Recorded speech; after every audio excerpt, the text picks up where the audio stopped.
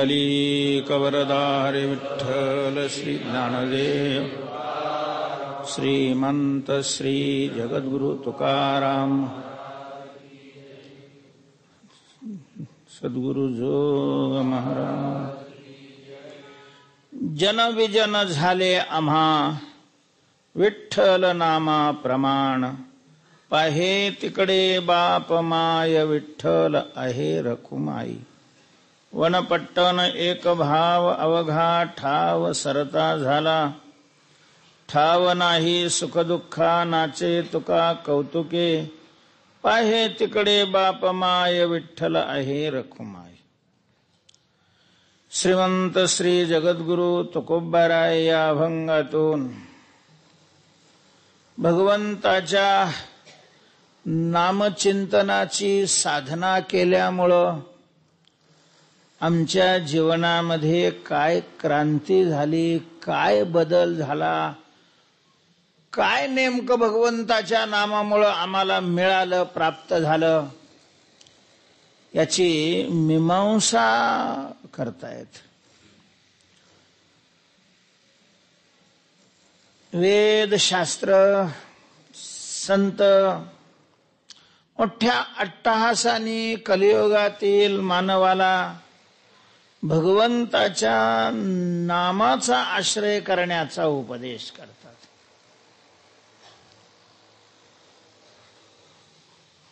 हकारोनी सांगे तुका नाम घेता राहू नका. तुकोबारायांच्या तर गाथ्यामध्ये प्रकर्षाने नामसाधना सांगितलेली. तुकोबारायांनी स्वतःही नामसाधनाच केली आणि साधकांना सांगत असतानाही नामसाधना करायची सांगितली. अगदी अतिरेक तुकोबारायांच्या जीवनामध्ये नामसाधनेचा दिसतो. किती नामचिंतन, किती नामस्मरण अशा प्रकारचं केलं असेल. अखंड नामचिंतन केलं तुकोबारायांनी. एक गावे आम्ही विठोबाचे नाम अनेकापे. संसारातली कुठली दुसरी साधना केली नाही आणि परमार्थातली ही दुसरं साधन कोणतं तुकोबारायांनी नाही. तुकोबाराय अरे तद्विधी प्रणिपाते नाही हे सुद्धा साधन नाही केलं तुकोबारायांनी. ते नाही कोणत्या गुरुकडे गेले, गुरु आले त्यांच्याकडं सापडविले. म्हणजे तुकोबारायांनी सापडविले नाही, गुरुनी तुकोबारायांना सापडवलं. त्यांनी एकच अशा प्रकारचं साधन लावून धरलेलं होतं आणि ते भगवंताचं चिंतन, भगवन नामाचं चिंतन. आणि म्हणून मग आपल्याला जो लाभ प्राप्त झाला चिंतनाने तो सर्वांना व्हावा म्हणून नामस्मरण घेण्याविषयीचा उपदेश सतत तुकोबाराय करत असे. तुका म्हणे जपा मंत्र त्रिअक्षर. हरी हरी तुम्ही म्हणारे सकळ तेने माया जाळ तुटेल. ऐके रे जना तुझ्या सहिताच्या खुणा. पंढरीचा राणा मना माझी स्मरावा. अशा प्रकारे तुकोबारायांनी स्वतः नामचिंतनाची साधना केली आणि लोकांनाही नामचिंतन, मला सगळ्यांना तुकोबारायांनी नामचिंतन सांगितलं. म्हणजे गरिबांनाही तेच सांगितलं, श्रीमंतालाही तेच सांगितलं, राजालाही तेच सांगितलं. आम्ही त्याने सुखी म्हणा विठ्ठल विठ्ठल मुखी. विठ्ठल विठ्ठल तुम्ही मुखाने म्हणा, आम्ही त्याच्यात सुखी आहोत. राजालाही तेच सांगितलं, सर्वसामान्य माणसालाही तेच सांगितलं. स्वतःही त्याचंच अनुष्ठान केलेलं आहे. प्रश्न आहे की नामचिंतन केल्याने काय होतं, काय होतं विठ्ठल विठ्ठल म्हणल्याने. अशा प्रकारचे बरेच लोक कामधंदे सोडायचे आणि बसायचे इठ्ठल इठ्ठल इठ्ठल इठ्ठल म्हणत. काय होतं टाळ कुटल्याने इठ्ठल इठ्ठल म्हणल्याने. अशा प्रकारचा न म्हणणाराचा वा न आवडणाराचा काय असतो, दावा असतो. आता ठीक आहे, पण काय होतं हे तर कळायला पाहिजे ना. ज्याची श्रद्धा आहे त्यालाही. आपण भगवंताचं नामचिंतन केलं, नामाची साधना केली, तर नामाच्या साधनेनं आपल्याला प्राप्त काय होणार. कारण प्रयोजनमानुदिश्य न मंदोपी प्रवर्तते. फल पाहिल्याशिवाय कोणीही कोणत्याही कर्मामध्ये प्रवृत्त होत नाही. हा तर नैसर्गिक नियम आहे तो. भगवंताच्या नामचिंतनाचं फल काय? तुकोबाराय तुम्हाला काय मिळालं नामचिंतन केल्याने? तुकोबाराय नामचिंतन केल्याने काय मिळालं ते सांगतात. तुकोबाराय म्हणतात, आम्हा विठ्ठल नामा प्रमाण, विठ्ठलाच्या नामाने आम्हा जनविजन झाले किंवा जनविजन विठ्ठल झाले. नामाप्रमाणे जनविजन विठ्ठल झाले. नामाच्या साधने, तर प्रमाण शब्दाचा अर्थ साधन. नाम या साधनेनं आम्ही नामाची साधना केली, नाम साधना केली. नामाचं स्मरण, नामाचं चिंतन, नामाचं ध्यान, नामाचं निधिध्यासन, अशा प्रकारची ही नाम साधना आम्ही केली. फार तुकोबाराय नामस्मरण करायचे. आणि अगदी आरंभापासून ज्या दिवशी तुकोबारायांनी परमार्थामध्ये प्रवेश केला त्या दिवशीपासून विशेष रूपाने नामचिंतनाची, संसारातली कामं टाकून दिल्यानंतर तर नामस्मरण केलंच, पण संसाराची कामं करत असताना सुद्धा तुकोबारायांनी खूप नामस्मरण केलं. बाहेर व्यापाराला जायचे तर तोंडाने असा सारखा अशा प्रकारचा नामाचा टाहो फोडत असायचे. बाकीचे आजूबाजू जवळचे व्यापारी चिडून जायचे. सोडून दिलं बऱ्याच वेळेला त्यांना चुकवून जायचे. हे डोकं उठवते सारखं विठ्ठल विठ्ठल विठ्ठल विठ्ठल विठ्ठल विठ्ठल. बोललेलं एकामेकाला ऐकायचं नाही, यांचं चालूच राहायचं ना, विठ्ठल विठ्ठल विठ्ठल. बरं, मनातल्या मनात म्हणत नव्हते असं नाही, मोठ्याने म्हणायचे. मोठ्याने म्हणण्यालाच कीर्तन म्हणतात. तर नामस्मरण खूपच करायचे असं सांगितलं जातं. तुकोबाराय सकाळी उठायचे पहाटे, देवाची पूजा करायची आणि विनय घेऊन एकांतात जायचे. मग कधी इंद्रायणीच्या काठाला बसायचे जाऊन, कधी घोरड्यावर जायचे, कधी भामचंद्रावर जायचे, कधी भंडाऱ्यावर जायचे. जिजामाऊलींनी सगळं घरचं आटपायचं, मुलांना जीव घालून शाळेत पाठवायचं आणि मग तुकोबारायांच्या भाकरी घ्यायच्या आणि ती जिथं असतील तिथं जायचं. आता जिजाबाईंना कसं काय कळत असेल की हे आमक्याच ठिकाणी गेलेले आहेत? तिथे गेल्यावर हे फोन करत असतील का, हॅलो मी इकडे बरं का जिजे. बरं, ते डोंगर काय असे शेजारी शेजारी नव्हते ना. गोरवडा डोंगर देऊच्या दक्षिणेला, भामचंद्र आणि भंडाऱ्याचं सुद्धा 2-3 कोसाचं अंतर आहे. आणि मग नेमकं ज्या डोंगरावर तुकोबार आहे त्याच डोंगरावर जिजामाऊली कशा जायच्या? तर जिथं रस्ता फुटायचा तिथं कान लावायचा. तुकोबाराच्या रस्त्याने गेलेले असतील त्या रस्त्यातून विठ्ठल विठ्ठल विठ्ठल ध्वनी निघायचा. केवढी नामाची साधना केली असेल. तसं जनाबाईंनी हात लावला की त्या गौरीतून विठ्ठल विठ्ठल अशा प्रकारचा ध्वनी निघायचा. तसं तुकोबारायांच्या पदाचा स्पर्श ज्या याला झालेला आहे. काय झालं, सीतेचा शोध करण्याकरता हनुमंतराय गेले आणि मग रात्री गेले होते. ते रात्री सीतामातेला शोधत असताना मंदोदरी झोपलेली पाहिली. आता मंदोदरी हिचं मॉडेल राक्षसासारखं नव्हतं. बाकीचे ज्या राक्षसिणीचे जसं आकार होते शरीराचे तसं मंदोदरीचं नव्हतं. ती देवीसारखी होती, सुंदर अशा प्रकारची होती. बाकीच्या पेक्षा वेगळी दिसली ती. हनुमंतरायांनी काही तोपर्यंत सीतामातेला पाहिलेलं नव्हतं. हनुमंतरायला शंका आली की अरे ही सीता तर नाही, आणि ही तर रावणाच्या महालामध्ये मुख्य पलंगावर अशा प्रकारची झोपलेली, रावणाच्या शेजारी. म्हणजे हनुमंत महाराजांनी फार सुंदर चिंतन केलं. भलता राग आला त्यांना, हनुमंतरायला. त्यांना वाटलं की असंच उचलावून दोघाला आदळावं, नाही तर दोघाला घेऊन जावं रामाकडे. म्हणजे असा क्रोध निर्माण झाला. पण पुन्हा नामस्मरण केलं, थोडं वृत्ती शांत केली आणि त्या भिंतीला कान लावला. तर ती भिंत काही राम राम स्मरण करत नव्हती, कारण सीतामातेला ओळखायचं कसं असं ज्या वेळेला विचारलं त्यावेळेला त्यांना सांगितलं होतं की सीतामाता सतत राम नामाचं स्मरण करतायत. तर जिथं शंका येईल तिथं जमिनीला जवळच्या वस्तूला कान लावायचा. त्या वस्तूतून जर राम राम राम असा ध्वनी निघत असेल समजायचं कोण आहे, सीता आहे. तिथं ते कान लावलं, ते राम राम म्हणायला गेली. मग थोडस याने आवर्त घेतलं, हो जरा थांबा. आणि तितक्यात मग ती उठली गडबडून, रावणाला उठवलं. मला भयंकर स्वप्न पडलेलं आहे, एक वानर आलं आपल्या लंकेमध्ये. हनुमंत पाहिलं गेलं का काय, कशा करता सांगायचं तर अगदी नामचिंतनाचा अतिरेक झाल्यानंतर त्या संस्काराने परिसरावर सुद्धा प्रभाव पडतो. तर असं तुकोबारायांनी नामाची साधना केली असल्यामुळं तुकोबाऱ्या म्हणतात, आम्हा विठ्ठल नाम प्रमाण. काय होतं पण विठ्ठलाच्या नामाने? तुकोबाऱ्यांचा असा दावा आहे, काय होत नाही विठ्ठलाच्या नामाने. काय नव्हे केले एका चिंतिता विठ्ठले, एका विठ्ठले चिंतिता काय केले नव्हे. चिंतिता जयासी भुक्ती मुक्ती कामारी दासी.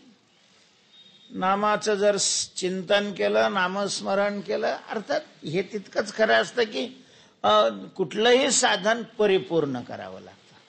पूर्ण केल्यानंतरच त्याचं काय मिळत असतं, फल मिळत असतं. काहीतरी करणं म्हणजे ते साधन करणं नाही, त्यांनी फल नाही मिळत. तर स्मरणाची साधना केल्यानंतर काय केलं असं होत नाही, काय नव्हे केले. अवघे होती लाभ एका या चिंतने नामसंकीर्तने. विठोबाच्या सगळे लाभ होतात. तर त्याच्यातला अगदी शेवटचा लाभ म्हणजे एवढाच लाभ होतो असं नाही. पुढे सरका, थोडं पुढे सरका, सरकून घ्या. शेवटचं कडेलोट अशा प्रकारचा लाभ तुकोबाराय या अभंगातून सांगतात की आम्हा विठ्ठल नामाप्रमाणे जन, आपलं नामाप्रमाणे जन विजन विठ्ठल झाले. नामचिंतनाच्या साधना केल्याने आम्हाला जन आणि विजन हे विठ्ठल स्वरूप झाले. जन विजन झाले आम्हा विठ्ठल नामाप्रमाण. हे सर्वोच्च फल आहे. वेदांताच्या दृष्टीनं याच्या नंतर फल नाही आणि साधना करण्याची आवश्यकता नाही. कारण तृप्ती झाली आहे जैसी साधने सरती अपैसी, देखे आत्मतुष्टी तैसी साधने नाही. जवळवरी अर्जुना तो बोध भेटे ना मना, तवची या साधना बजावी लागे. जोपर्यंत ते ज्ञान आणि मन यांचं ऐक्य होत नाही तोपर्यंत साधना करावी लागते. तर ज्या बोधाची प्राप्ती झाल्यानंतर साधना संपते, त्या बोधाचं काय स्वरूप आहे? बोध जोपर्यंत होत नाही तोपर्यंत साधन आहे. झालं की तोच काय होऊन जातो? साध्य स्वरूप होऊन जातो. आणि त्याची शेवटची स्थिती ही आहे, वासुदेव सर्वम, सर्वम खलु इदं ब्रह्म. सगळा परमात्मा. मी परमात्मा ही पहिली पायरी, अंतिम नाही. जगत ब्रह्म आहे. प्रत्येक वस्तू ब्रह्म स्वरूप आहे. वस्तूत ब्रह्म असं म्हणणं वेगळं आणि वस्तू ब्रह्म असं म्हणणं वेगळं.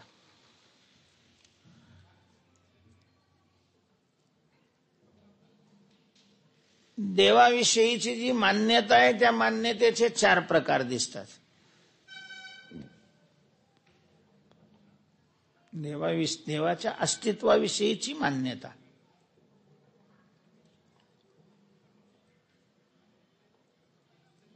देव आहे म्हणता का हो तुम्ही देव म्हणायचं काय आहे तो आपल्या मान्यावर थोडी त्याचं अस्तित्व. हे तितकंच खरं. वस्तूचं अस्तित्व मान्यावर अवलंबून नसतं, मान्यावर त्याचं फल अवलंबून असतं. वस्तूचं अस्तित्व मान्यावर अवलंबून नाही, वस्तूचं अस्तित्व त्याच्या अस्तित्वावर अवलंबून आहे. प्रमाणाने आणि नाही प्रतिज्ञा मात्र वस्तू किंतु लक्षण प्रमाणाभ्याम. लक्षणाने प्रमाणाने वस्तूची सिद्धी होते. तुम्ही माना ना माना, जसं आहे तसं मानलं तर त्याच्यापासून फायदा करून घेता येतो माणसाला. तसं त्यांनी नाही मानलं तर त्याला त्या वस्तूचा काय होणार नाही, फायदा होणार नाही. व हे अमृत आहे ग्लासामध्ये, असा एखादा म्हणला, तो म्हणला मी नाही मानत, नको मानू.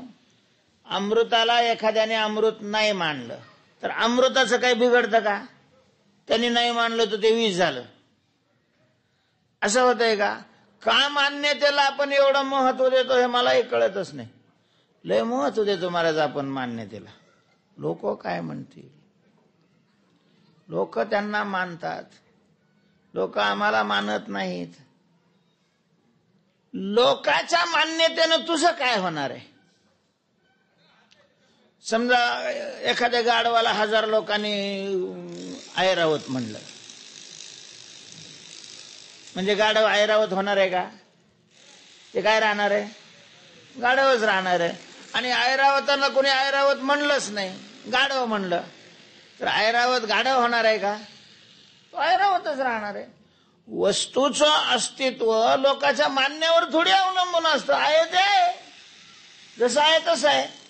आता लोकांनी समजा ऐरावताला गाढव मानलं, ऐरावत नाही मानलं, तर ऐरावत म्हणून त्यांना जो त्याच्यापासून फायदा होणार तो त्यांना होणार नाही. तो त्यांचा प्रश्न आहे मानणाऱ्याचा फायदा तोट्याचा. ज्या वस्तूला मानतात त्या वस्तूचं काय बिघडतं त्याच्यात? जो मानितो देईल काही, न मानितो नेईल काही. जो मानेल तो काय देणार आहे, नाही मानलं तर त्यानं काय, आपलं काय बिघडणार आहे? ज्याचं अस्तित्व लोकांच्या मानण्यावर अवलंबून आहे तो कधी संपतो. ज्याचं मोठेपण लोकांच्या मानण्यावर आहे, लोकांचं काय, लोक कधी मानतात आणि कधी पायाखाली घेतात. लोकांचं काय नाही, डोक्यावर घ्यायलाही वेळ लागत नाही आणि पायाखाली तोडवायलाही वेळ लागत नाही. लोक तैसा का धरिता धरवेला. तेव्हा लोकांच्या म्हणण्याचा नाही प्रश्न. तर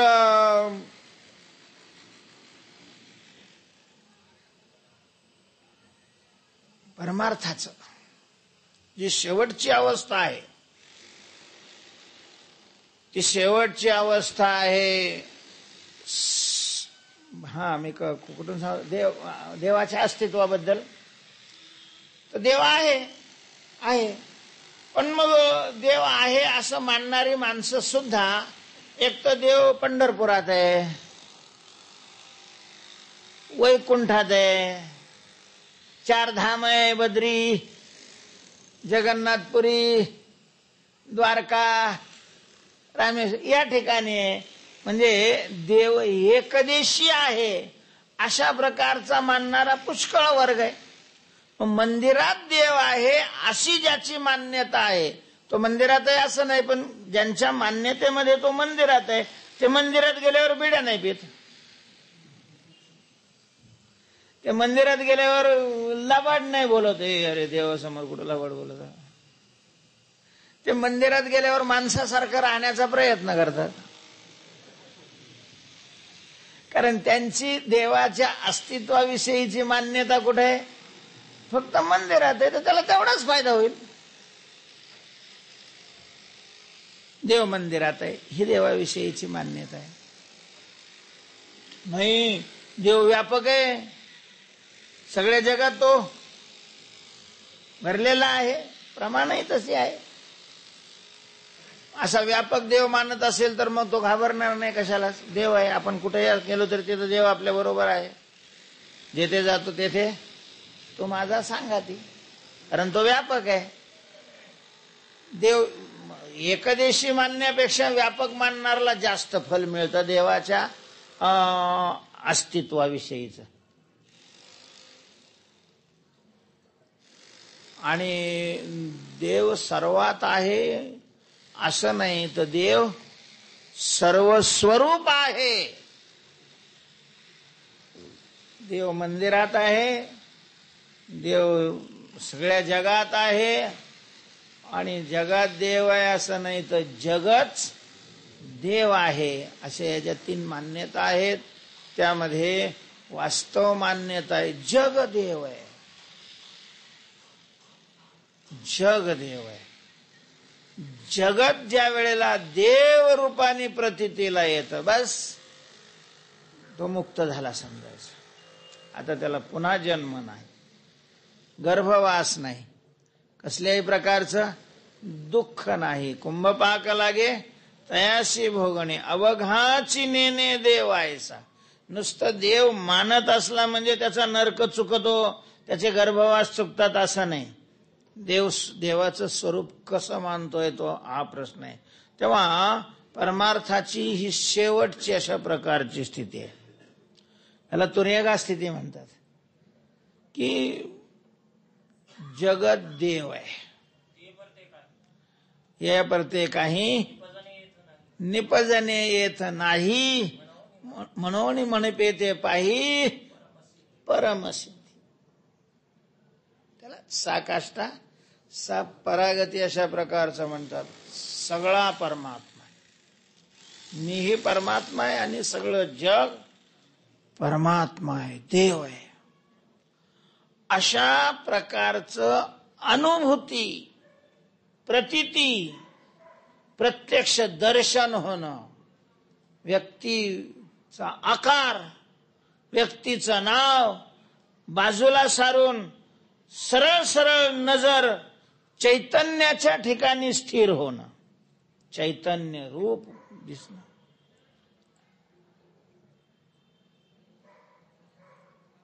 अशा प्रकारची स्थिती तुकोबाराय म्हणतात आम्हाला प्राप्त झाली. आणि ती कशाने? ज्ञानाने नाही, विठ्ठल नामा प्रमाण.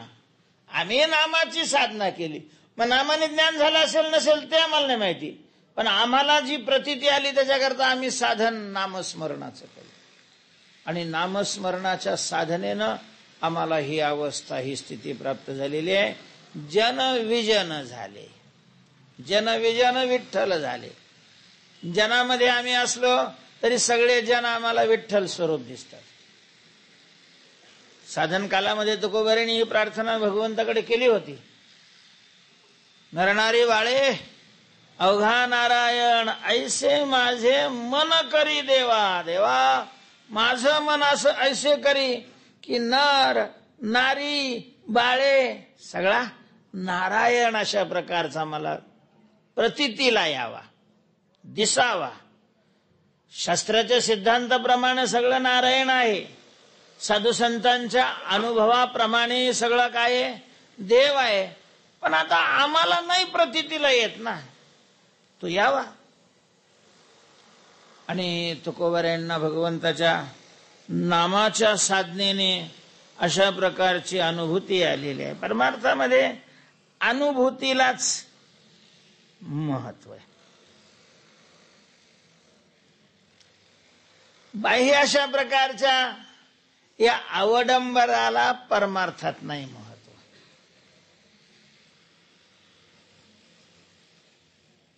चेले किती आहेत? असलेले चेले पुन्हा श्रीमंत आहेत का गरीब आहेत? शिकलेले आहे का अडाणी आहेत? सत्ताधारी आहे का पडलेले आहेत? व्यवहाराच्या दृष्टीने हे ठीक आहे, पण परमार्थामध्ये त्याला काही नाही महत्व, काही फारसं महत्व. परमार्थामध्ये अनुभवाला, अनुभव काय येतो तुम्हाला?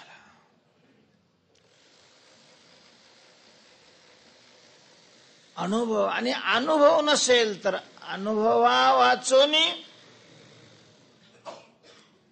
समाज किती ऐकायला जमलेला आहे हा नाही प्रश्न, अनुभव किती आहे हा प्रश्न.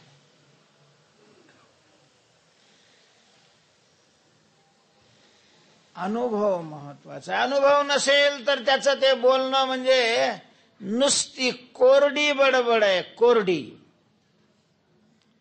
तो का म्हणे मज कळते चाचणी, बडबडीची वाणी अथवा सत्य. तुकोबाराय म्हणतात मला ते चाचणी सगळ्याला समजत नाही, आणि स्वयंपाकात चाचणी कळाली तरच तो स्वयंपाक करू शकतो.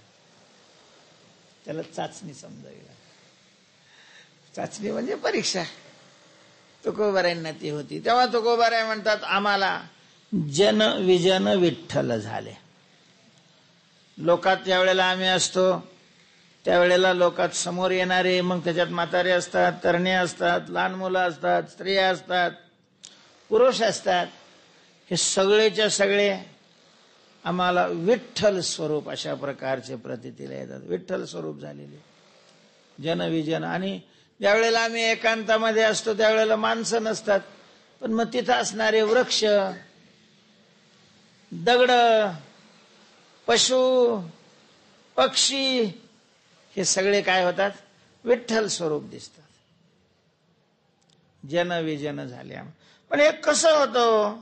भगवंताचं नाम घेण्याचं आणि जनविजन झाले अशा प्रकारच्या या अनुभूतीचा काय संबंध आहे?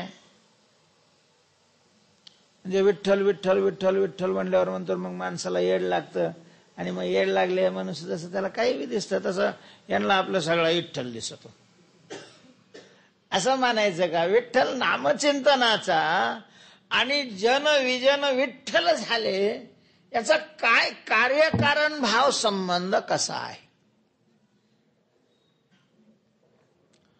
सर्वसाधारणपणे आपल्याला जन जन दिसतात, विजन विजन दिसतं, विठ्ठल विठ्ठल दिसतो, बाकीचे बाकीचे दिसतात. निरोगी डोळे मन असेल अशा माणसाला जशी वस्तू आहे तशा प्रकारची दिसते.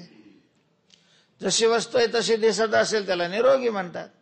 ती जर अन्य रूपाने दिसायला लागली तर त्याच्या डोक्यावर तरी परिणाम झाला आहे, त्याच्या डोळ्यावर तरी काय झालेला आहे? परिणाम झालेला आहे. अशा प्रकारचं मानलं जातं. आता तुकाराम महाराजांना जन विजन विजन काय दिसायला लागले? विठ्ठल दिसायला लागले. आता हे असं दिसणं चांगलं आहे का? जन विजन विठ्ठल असं दिसणं हे चांगलं आहे का?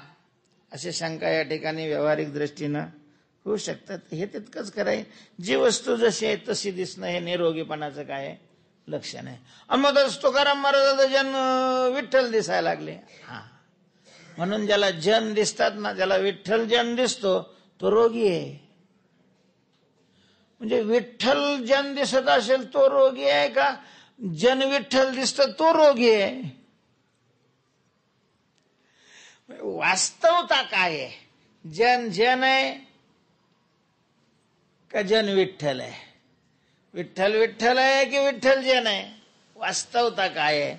तर वास्तवता ही शास्त्राच्या सिद्धांताप्रमाणे शास्त्र सांगतं, वेद सांगतो, सर्वम खलविदम ब्रह्म. हे सगळं ब्रह्म आहे. स्वगत सजातीय विजातीय असं हे ब्रह्म आहे. एकमेवाद्वितीयम ब्रह्म. सगळा परमात्मा, सगळं ब्रह्म आहे. हा, सगळं ब्रह्म. आणि कुठे आहे ब्रह्म? देव असं डोक्यावर हात मारून घेतात का? भगवान म्हणतात अरे अर्जुना, मी नाही अशी वस्तू नाही. अर्जुना मी नसे ऐसा कवन ठावा असे, असं ठिकाण तरी आहे का? नाही देवा, सगळीकडे तू आहे. आणि लोक म्हणतात मीच नाही. म्हणजे किती विरोधी अशा प्रकारची वैचारिक पातळी आहे. शास्त्राचा सिद्धांत संतांचा अनुभव असा आहे, देवच आहे, देवाशिवाय दुसरं काहीच नाही. आणि अलीकडचे काही सुधारणावादी पुरोगामी विचाराचे, अजून काय म्हणलं जातं, सेक्युलर का काय असले काही काही शब्द आहेत. हा, म्हणजे भलते शहाणे, आपला मराठीतला शब्द जे शहाण ते म्हणतात देवच नाही. संत सांगतात देवाशिवाय काही नाही. वेद सांगतो देवा सर्वम खलविदम ब्रह्म, आणि हे म्हणतात देवच नाही. संत असं कसं काय म्हणतात? त्यांना दुसरं काही दिसत नाही. सहज आम्ही आंधळा गा निज निराकार पंथी, वृत्ती हे निवृत्ती झाली जन न दिसे तेथे. कहा पगडा रो देखे अनेरा, देखे तो सब वहिने घेरा. जिकडे पाहे तिकडे बाई, श्रीहरी वाचवणी दुजे नाही. संतांना देवाशिवाय दुसरं काही दिसत नाही,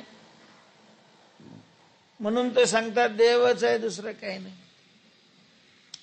आता ह्या मंडळीला दुसरंच दिसतं, देव दिसतच नाही. ते तरी काय करणार? देव त्यांना दिसला असता तर त्यांनी कशाला तसा सिद्धांत मांडला असता? त्याला मंदिरात मूर्तीत सुद्धा काय दिसत नाही? देव दिसत नाही. आणि यांना त्याच्यात सुद्धा देव दिसतो. म्हणजे जे देवच नाही असं म्हणणारे, त्यांच्यात सुद्धा यांना काय दिसतो? देवच दिसतो. देवाशिवाय दुसरं काही दिसत असत. पण मग आता देवच दिसणं हा निरोगीपणा आहे किंवा देव न दिसणं हा निरोगीपणा आहे, यावर तर चिंतन करावं लागेल. नेमकं काय जगामध्ये या देवाविषयीचे विचार मांडणारी जी दर्शनकार मंडळी आहे, शास्त्रकार मंडळी आहे, त्यांची जी मतं आहेत त्या मताचं विभागणीकरण केलं तर ते 4 प्रकारामध्ये निर्माण होतं. एक मत असं आहे की देवच आहे, जग नाही. दुसरं मत असं आहे की देवही आहे, जगही आहे. तिसरं मत असं आहे देव नाही, जग नाही. आणि चौथं मत असं आहे की जगच आहे, देव नाही. म्हणजे तत्वज्ञानाचं चिंतन करणारी जी दार्शनिक मंडळी आहे, शास्त्रकार मंडळी आहेत, तर त्या सगळ्यांचं एकत्र करून काढलेलं हे सार. एक वर्ग असा आहे की तो म्हणतो जग आहे, देव नाही. का बरं देव नाही? अहो, मानण्याकरता पुरावा लागतो, प्रमाण पाहिजे ना. देवाच्या अस्तित्वाला काय नाही? प्रमाण नाही. प्रमाण आणि देवाचं अस्तित्व सिद्ध होत नाही. म्हणजे प्रमाण काय आहे? प्रमाण प्रत्यक्ष. आम्ही दुसरं प्रमाण मानत नाही. आम्ही फक्त कोणतं प्रमाण मानतो? प्रत्यक्ष प्रमाण मानतो. चक्षुर्वय सत्यम, डोळ्यांनी दिसतं ते सत्य, आणि डोळ्यांनी देव दिसत नाही. येडे लोक दगडाला देव मानिते. हा, तमाचे डोळे दाविती, इंद्रिय गोडी लाविती, हा त्याची साच हे प्रतीती. तेव्हा ते म्हणतात प्रत्यक्ष प्रमाणाने देव काही दिसत नाही. ठीक आहे, तुम्ही मानता तर तुम्ही दाखवा, आम्ही मानायला तयार आहे.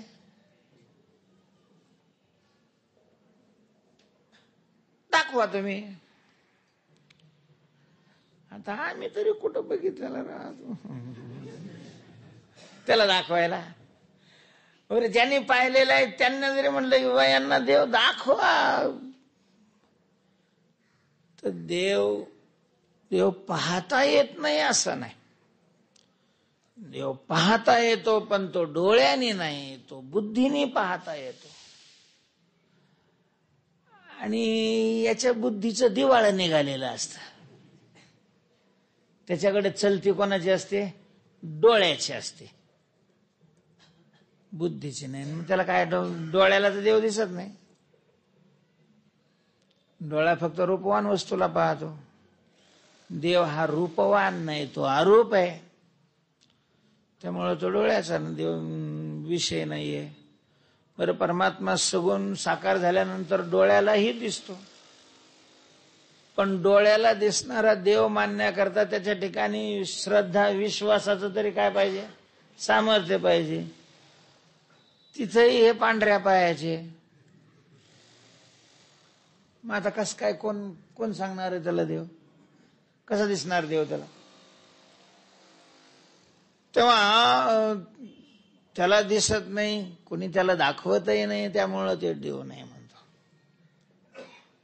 पण मग लोक म्हणतात बुवा ठीक आहे देव नाही, तर मग हे जे जगत आहे, हे चालतं, याची निर्मिती झाली, हे का तुझ्या पप्पानी केली का? जग किती मोठं आहे याचाही शोध अजून विज्ञानाला नाही लागला.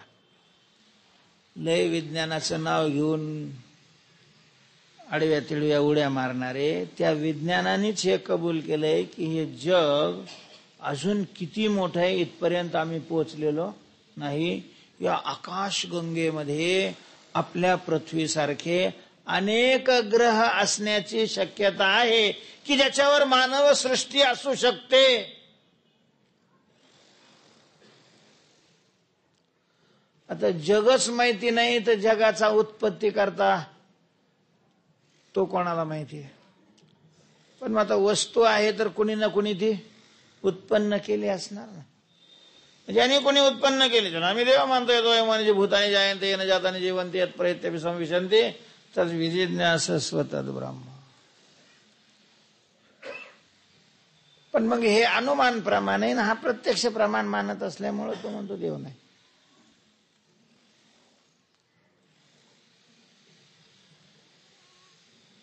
दुसरं मत आलेलं आहे, तो म्हणतो अहो हे जग आहे ना, जग दिसतंय ना, तो जग आहे म्हणतो. जग तरी कुठे आहे? आहे म्हणण्याकरता ती वस्तू टिकावी लागते. वस्तूला सत मानण्याकरता ती अभाव अप्रतियोगित्व हे लक्षण त्याच्या ठिकाणी असलं पाहिजे. आणि जगत दिसतंय पण ते टिकत नाही. सुषुप्तीत जगत नाही. सुषुप्तीमध्ये जगाचा काय होऊन जातो? अभाव होऊन जातो. स्वप्नामध्ये जगत असलं तरी हे नाही. स्वप्नातलं जगत दुसरंच असतं. स्वप्नात आपला पप्पा असला तरी हे नसतो, हे तर पसरलेला असतो. आणि स्वप्नातल्या पप्पा बरोबर आपण बाजारात फिरतो, तो दुसराच आहे. म्हणजे स्वप्नावस्थेत हे जगत नाही, सुषुप्त अवस्थेत हे जगत नाही, नुसतं जागृत अवस्थेत दिसतं. म्हणून ते काय नाही, खरं नाही. आणि देव तर दिसतच नाही, त्याच्यामुळे तो खरा नाही. म्हणून जगतो नाही आणि देवही नाही. मग काय? बस काही नाही, हेच आहे. त्याला शून्य म्हणतात. सर्वम शून्यम शून्यम असं मत आहे. पण शून्य म्हणजे असत, आणि असत म्हणजे वंद्यापुत्राप्रमाणे. पण मग वंद्यापुत्र कोणालाच प्रतीतीला येत नाही, जगत तर प्रतीतीला येतं. त्यामुळं मग शून्य कसं काय मानायचं? त्याच जगतात राहायचं आणि जगत शून्य म्हणायचं कसं काय? म्हणून त्यांनी सांगितलं असं आहे, जगही आहे आणि देवही आहे. जगही आहे आणि बहुतेक टिळ्यावाले असंच मानतात. ते म्हणतात देवही आहे, ज्यांनी जग निर्माण केलेलं आहे, आणि जगतही आहे, आपण जगात राहतो. जग आहे, देव आहे, हे दिसायला बरं वाटतं मत. पण तर्काच्या कसोटीवर घासल्यानंतर हे मत सिद्ध होत नाही. कारण आहे म्हणजे सत्य, आणि सत्य दोन नसतात. सत्य नेहमी एकच आहे. एकम सत विप्रा बहुधा वदंती. विद्वान लोक वेगवेगळ्या प्रकारे त्या सतचं वर्णन करत असतील, पण सत कसं आहे? एकच अशा प्रकारचं आहे. दोन झाले की मग दोन असत होऊ शकतात. खोटं किती होऊ शकत? 9 गुणिले 9, त्याचं उत्तर एकच आहे. खरं बरोबर उत्तर. म्हणजे चुकीचं बी एकच का? नाही, चुकीचे किती काही असू शकतात, पण सत्य एकच असतं. सत्य दोन नसतात. म्हणून जगतही सत्य आहे आणि देवही सत्य आहे, हेही मत बरोबर नाही. मग देव सत्य आहे, देव सत्य आहे, हे मत खरं आहे. आणि म्हणले दिसतं ते, हा हे सगळा परमात्मा आहे, देव स्वरूप आहे. मग तुम्ही अन्वय दृष्टीने लावा किंवा व्यतिरेक जगाचा, जग अध्यस्त आहे आणि अध्यस्त वस्तू ही अधिष्ठान रूप असते, जगाचा बाध करून देव आहे असं म्हणा, किंवा दिसणारं जगत हे जगत नाहीच आहे तर काय आहे, देव अशा प्रकारचं आहे. तसं सोन्याचा दागिना त्याला मुदी म्हणत असले आणि त्याचा आकार वेगळा असला तरी तो आकार आणि ते नाव नाही, ते काय आहे त्या स्थितीमध्ये सोनं अशा प्रकारचं आहे. म्हणून जग परवते सारोणी पाहिजे माते, तैसा नो हे आई ते. तेव्हा हे सगळं जगत विठ्ठल स्वरूप आहे. आणि अशी प्रतीती, असा अनुभव आम्हाला कशामुळे आला, भगवंताच्या नामचिंतनाच्या साधनेमुळे, विठ्ठल नामा प्रमाण. पण विठ्ठल नामचिंतनाची साधना आणि अशी अनुभूती यांचा कार्यकारण भाव संबंध काय आहे हो, असं जर कोणी प्रश्न विचारला तर त्याचं उत्तर असं आहे की विठ्ठलाच्या नामाचं ज्या वेळेला आपण निष्कामतेनं चिंतन करतो त्यावेळेला ते धर्माची उपासना होते आणि त्यामुळं चित्तातला मल जातो. विठ्ठलाचं नामस्मरण करत असताना विठ्ठलाच्या रूपाचं चिंतन केलं जातं. विठ्ठलाच्या रूपाच्या चिंतनानं मन एकाग्र होतं, म्हणजे चित्तातला विक्षेप जातो. आणि चित्त मल आणि विक्षेपाने रहित झालं की विठ्ठलाचं नाम चिंतन करणाराला विठ्ठल अंतःकरणामध्ये स्वतः गुरु होऊन त्याला स्वरूपाचं ज्ञान करून देतो, किंवा एखाद्या संताच्या रूपाने त्याला भेटून स्वरूपाचं ज्ञान करून देतो. माझ्या विठोबाचा कैसा प्रेमभाव आपणची देव होय गुरु. आणि मग स्वरूपाचं ज्ञान करून देणं या शब्दाचा अर्थ तू अद्वितीय ब्रह्म आहेस. तू काय आहेस, ब्रह्म आहेस. आणि ते ब्रह्म कसं आहे, अद्वितीय. अद्वितीय म्हणजे स्वगत, सजातीय, विजातीय, भेदरहित ब्रह्म आहे. चित्त जर पूर्ण शुद्ध झालेलं असेल आणि स्वरूपाची ओळख करून देणारा जर अधिकारी असेल तर पहिल्याच अशा प्रकारच्या श्रवणामध्ये अहम ब्रह्मास्मी ऐसी वाणी एक वेळ पडलिया काणी अविद्या निद्रा गेली पळवून येतात. स्वरूपविषयीचं अज्ञान निवृत्त होतं आणि स्वरूपविषयीचं अज्ञान निवृत्त झालं की आपल्या स्वरूपाचं ज्ञान ब्रह्मरूपाने होतं. ते ब्रह्म की जे स्वगत सजातीय विजातीय भेदरहित आहे. स्वगत भेदरहित आहे म्हणून निरवयव आहे माझं स्वरूप. सजातीय भेद नाही म्हणून जीवाजीवातला भेद राहत नाही, आणि विजातीय भेद नाही म्हणून जगतातला आणि आपल्यातलाही भेद शिल्लक राहत नाही. मग मी विठ्ठल आहे आणि सगळं जगही काय आहे, विठ्ठल आहे. अशा प्रकारची नामचिंतनाच्या साधनेनं या प्रतितीपर्यंतची संगती आपल्याला लावता येते. तेव्हा तुकोबाराय म्हणतात की जन विजन झाले आम्हा जन विजन विठ्ठल झाले नामाप्रमाण, नामाच्या साधनेनं. आता आम्ही जिकडं पाहतो पाहे तिकडे बाप माय, विठ्ठल आहे रखुमाय. आम्ही आत पाहिलं तरी आत विठ्ठल रखुमाय, आणि आम्ही बाहेर पाहिलं तरी विठ्ठल रखुमाई. पूर्वेकडे पाहिलं तरी विठ्ठल रखुमाई, पश्चिमेकडे पाहिलं तरी विठ्ठल रखुमाई. सगळ्या दिशा, सगळा काल, सगळ्या वस्तू या भगवत स्वरूप आहेत, विठ्ठल स्वरूप आहेत. अशा प्रकारची प्रतीती आम्हाला येऊ लागलेली आहे. वन पट्टन एक भाव अवघा ठाव सरता झाला. आम्ही वनामध्ये गेलो तर वनामध्येही सगळा विठ्ठलच दिसतो.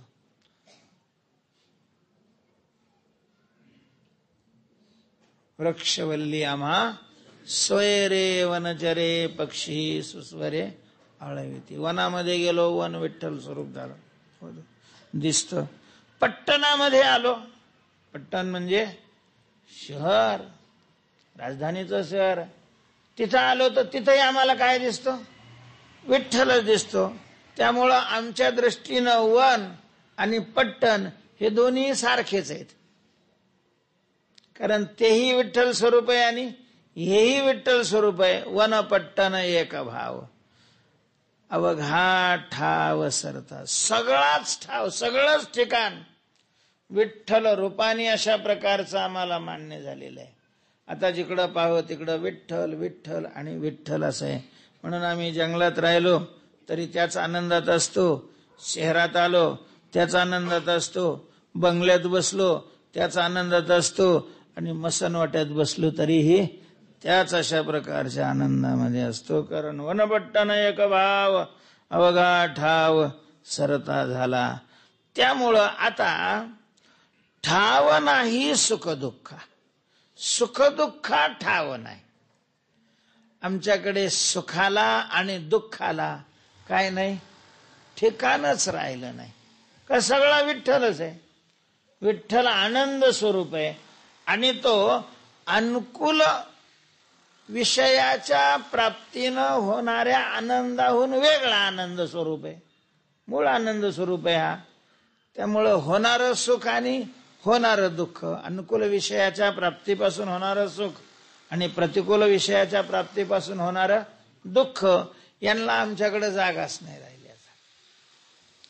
अनुकूलही विठ्ठल स्वरूप आहे, प्रतिकूलही विठ्ठल स्वरूप आहे.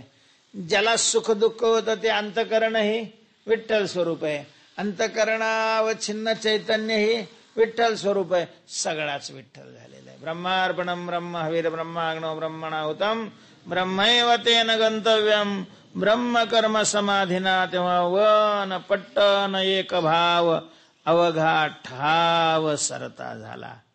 ठाव नाही सुख दुःख. आता सुख दुःखाला जागाच अशा सुख दुःखातीत असा आनंद आहे आणि आम्ही तद्रूप झालेलो आहोत. आणि म्हणून तुकोबाराय अशा स्थितीमध्ये नाचतायत. नाचे तुका कौतुके, पाहे तिकडे बाप माय, विठ्ठल आहे रखुमाय. पुंडली